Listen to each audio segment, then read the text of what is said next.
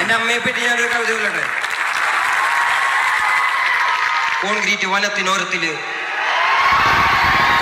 വനത്തിനോരത്തില് നവീന അടിമകൾ വാഴും നരകം പോലൊരു ഇടത്തില് എന്നെ പെറ്റല്ലോ കല്ലുപോലൊരുത്തി, അവളെ ജാഫ്നയിൽ നിന്നാലോ തുരത്തി, അവളിൻ ഉദരത്തിൽ നിന്നും ഉരുവെടുത്തത് പരുത്തിയല്ലോ എനിക്കും തീ. വിരൽ പിടിച്ചൊന്നും നടത്തിയില്ലല്ലോ എന്നെ തെരുവിൽ തനിയെ നിർത്തി. തെരുവിൽ പശിയിൽ മരിച്ച ഇളമനസ്സുകൾ വിളനിലങ്ങളായി മാറുമല്ലോ.